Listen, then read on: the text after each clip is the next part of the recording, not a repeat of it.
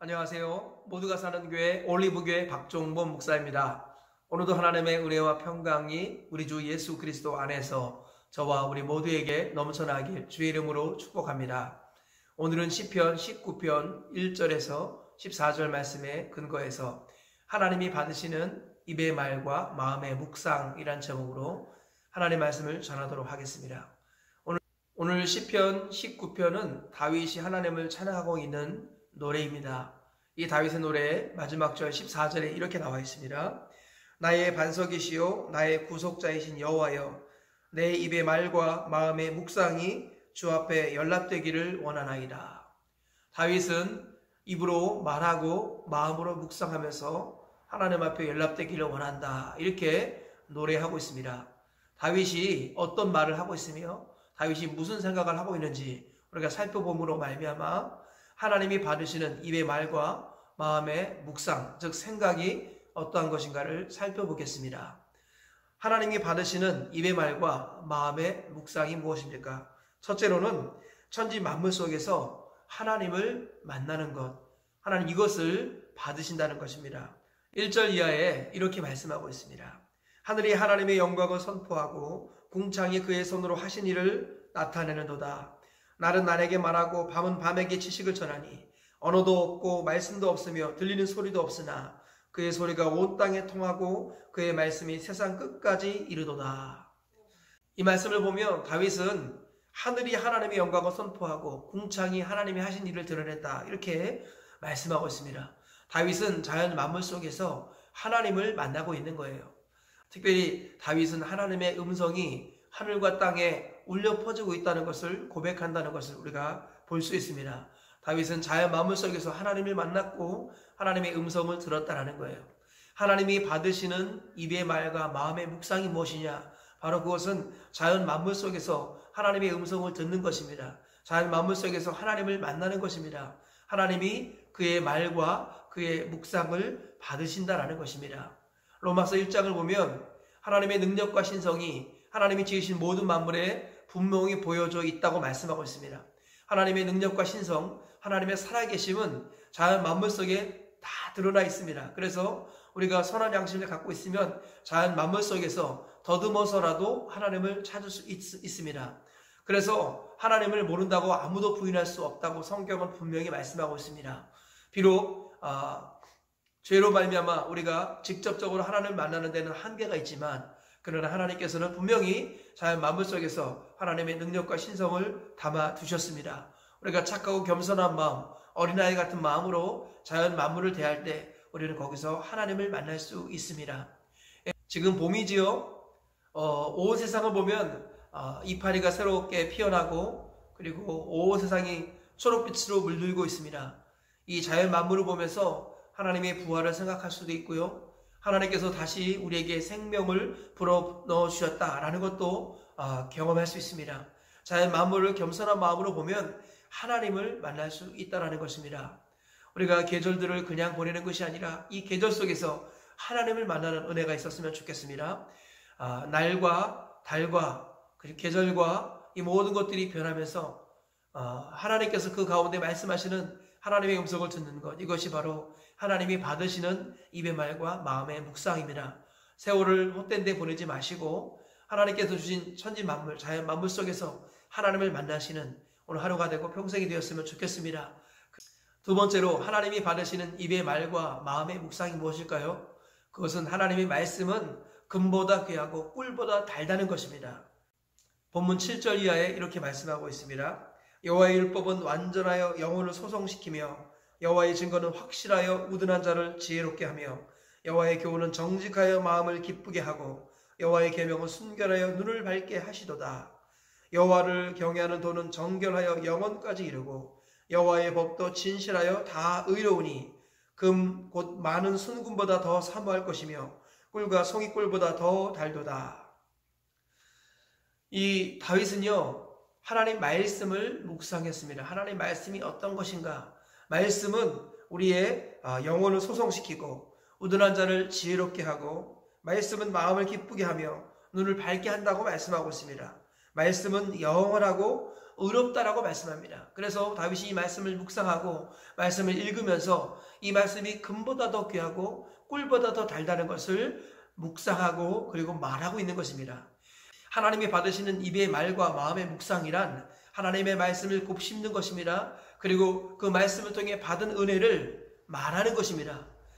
하나님이 주신 은혜들을 나 자신에게 말하고 내 주변의 사람들에게 말하는 것, 이것이 바로 하나님이 받으시는 입의 말입니다. 그리고 마음의 묵상이라는 것이에요.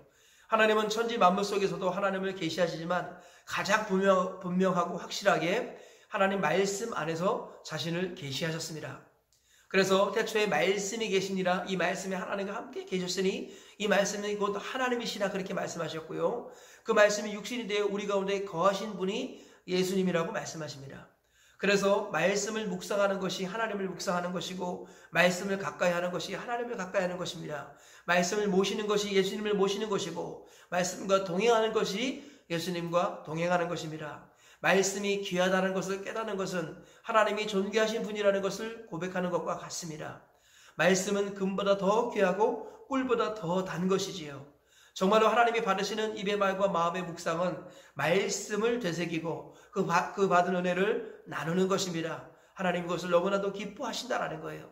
복 있는 사람들은 악인의 길을 따르지 아니하고 죄인들의 길에 서지 아니하고 오만한 자들의 자리에 앉지 아니하며 오직 여호와의 율법을 즐거워하여 그 율법을 주야로 묵상하는도다. 하나님의 말씀을 주야로 묵상하며 그 받은 은혜를 나누고 그 받은 은혜를 전하는 것, 이것이 하나님이 받으시는 입의 말과 마음의 묵상이라는 것입니다. 오늘 주님의 날입니다. 오늘 허투루 보내지 마시고요. 이날 하나님의 말씀을 묵상하며 받은 은혜를 주변의 사람들에게 나누시길 바랍니다. 하나님의 말씀을 통해 받은 은혜와 감동들을 자녀들과 또 가족들과 함께 나누시길 바랍니다. 그래야 하나님이 받으시는 입의 말과 마음의 묵상으로 오늘 하루를 보내시기 바랍니다. 그리하여서 하나님이 받으시는 인격이 되고 하나님이 받으시는 삶이 되어서 마지막 때 하나님의 품에 안기시는 우리 모두가 되었으면 너무너무도 좋겠습니다.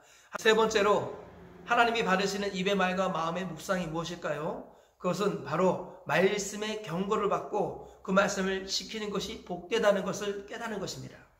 11절 이하에 이렇게 말씀하고 있습니다. 또 주의 종이 이것으로 경고를 받고 이것을 지킴으로 상이 크니이다.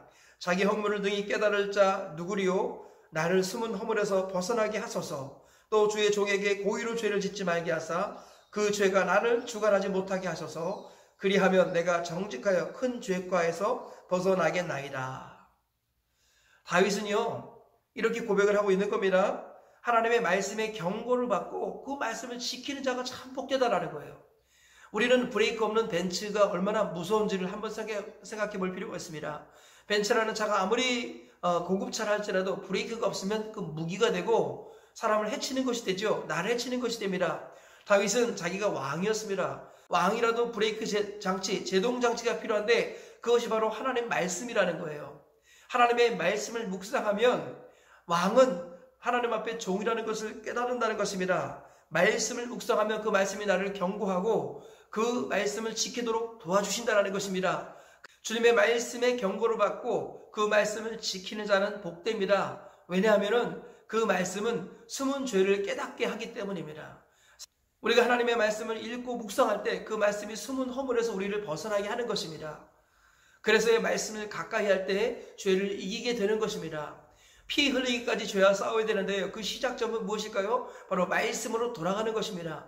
하나님의 말씀을 읽고 묵상하면 그 말씀이 우리에게 경고합니다.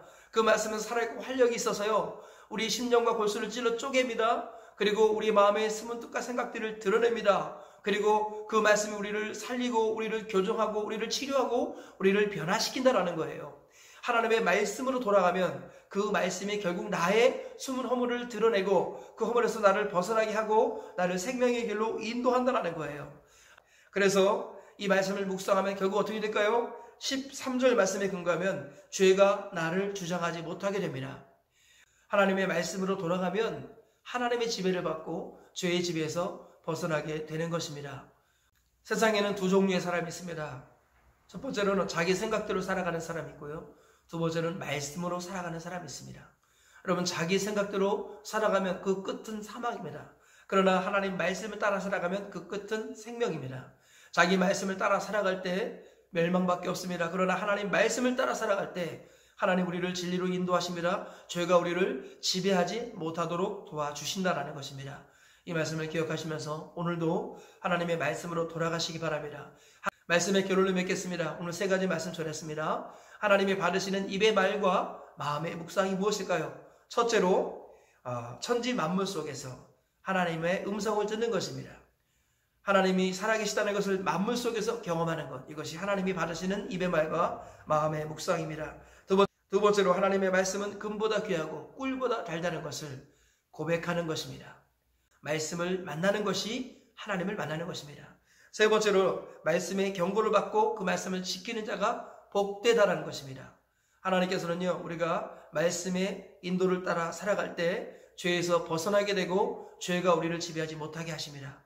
오늘 이 말씀을 기억하시면서 하나님이 받으시는 입의 말과 마음의 묵상으로 살아가셔서 평생 하나님의 인도와 보호를 받으시다가 천국까지 가는 복을 누리시기를 주의 이름으로 축복합니다.